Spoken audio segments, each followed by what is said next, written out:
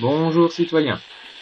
La semaine dernière, notre empire a subi une attaque d'un groupe d'intérêts hostiles nommé la Ligue d'Ostermark.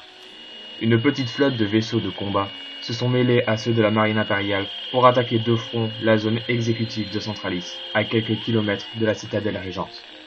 L'enquête du département de l'Inquisition sombrolienne a révélé que la Ligue venait de PJT. Suite à ces événements, l'empereur Sartis a contacté le haut régent impérial, Alexandre Ier, et s'est mis en route pour PJT, pour rendre une visite diplomatique et faire connaître nos valeurs par-delà nos frontières, jusqu'à celles du continent dérécanien. L'impérator a fait défiler une partie de l'armée à PJT, dans le but de faire connaître les coutumes et organisations militaires à l'étranger.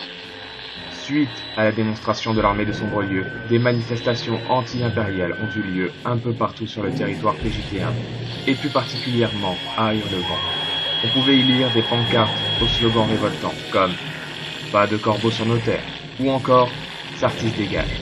Autant de messages de haine qui ont fait surface suite au passage de notre impérateur. Nous avons pu recueillir sur des réactions de PJT1 qui ont cru bon d'exposer leur avis sur la venue d'un invité diplomatique de leur chef d'État, dans une émission diffusée sur Internet. On trouve que l'armée noire a rien à faire ici. En venant, c'est comme s'ils nous occupaient comme les milliers d'autres peuples qu'ils ont opprimés pour s'étendre. C'est scandaleux que leur empereur vienne ici alors qu'on n'a pas la même façon de voir les choses. Nos valeurs s'accordent pas et s'accorderont jamais avec son pays de cinglés dégénérés. Dans un communiqué officiel, le haut régent impérial, Alexandre Ier, condamne ces actions et a fait disperser les manifestants afin que l'ordre soit de nouveau rétabli, sans toutefois adresser à l'empereur Sartis des excuses pour les exactions de son peuple. La citadelle Régence n'a pas réagi sur ce fait d'actualité, mais le ministre des Affaires étrangères et de la coopération a fait connaître son avis sur la question. Il est regrettable que des actions telles que celle-ci aient pu être menées à bien. Mais il faut être conscient que notre politique, aussi efficace soit-elle, ne fait pas l'unanimité. Pour ma part, j'ai eu l'occasion de discuter avec le corps diplomatique PJT1, et le chef consulaire est vraiment navré que la visite sombrolienne ne se soit pas achevée dans les meilleures conditions.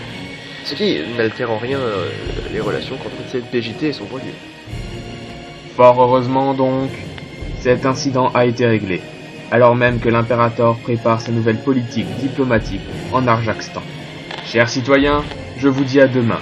Longue vie à l'Empire, longue vie à l'Empereur.